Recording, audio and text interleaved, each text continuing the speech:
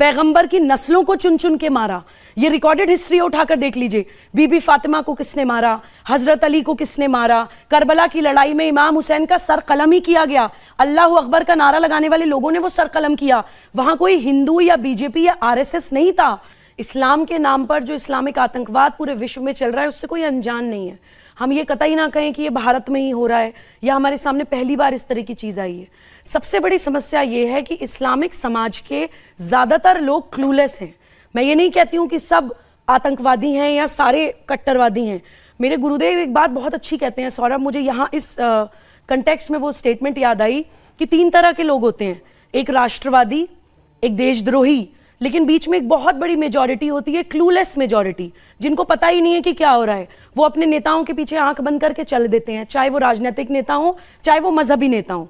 तो मैं उस क्लूलेस मेजॉरिटी को इस मंच के माध्यम से पूरे भारत के मुसलमान, खासतौर से बच्चों और युवाओं को बताना चाहती हूँ कि पैगंबर मोहम्मद सल्लल्लाहु अलैहि वसल्लम की वफात के बाद इस्लामिक सोसाइटी 2 भाग में बट गई। कुछ वो लोग थे जो प्रॉफिट की टीचिंग्स पे चलना चाहते थे, अमन पसंद थे, मोहब्बत करने वाले लोग थे, एक्चुअली प्रॉफिट की लेगेसी आगे ले जाने वाले लोग थे। लेकिन कुछ लोग ऐसे थे जो इस्लाम को इस्तेमाल करके केवल और केवल अपनी सत्ता फैलाना चाहते थे, क्योंकि उनको कोई बेटा सर्वाइव नहीं करता था। उनके बेटे पैदा होते थे लेकिन उनकी डेथ हो जाया करती थी, उनकी सिर्फ बेटी एक सर्वाइविंग थी, बीबी फातिमा।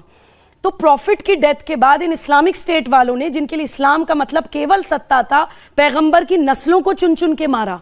ये रिकॉर्डेड हिस्ट्री उठाकर देख लीजिए, बीबी फातिमा को किसने मारा, हजरत अली को किसने मारा, करबला की लड़ाई में इमाम हुसैन का सर कलम ही किया गया, अल्लाह अकबर का नारा लगाने वाले लोगों ने वो सर कलम किया।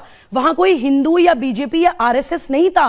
तो हमें ये सोचना पड़ेगा कि इस्लामिक सोसाइटी के ज्यादातर जितने भी इदारे हैं वो उन इस्लामिक स्टेट वालों की नस्लों ने बनाए हुए हैं।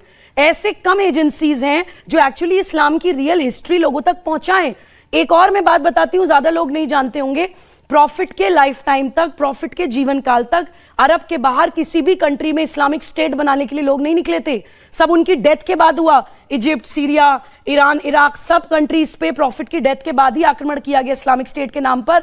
और क्योंकि पैगंबर मोहम्मद अल्लाह का मैसेज लेकर आए थे, उनकी एक मान्यता थी, लोग उनको मानते थे, तो इन इस्लामिक स्टेट वालों ने मनगढ़ंत हदीस बनाए प्रॉफिट का नाम लेकर। कुछ भी उनको महिला विरोधी कुछ करना होता था, औरतों को सेक्सुअल कमोडिटी की तरह इस्तेमाल करना होता था प्रॉफिट का नाम लेकर। आज इस्लामिक सोसाइटी उन फैब्रिकेटेड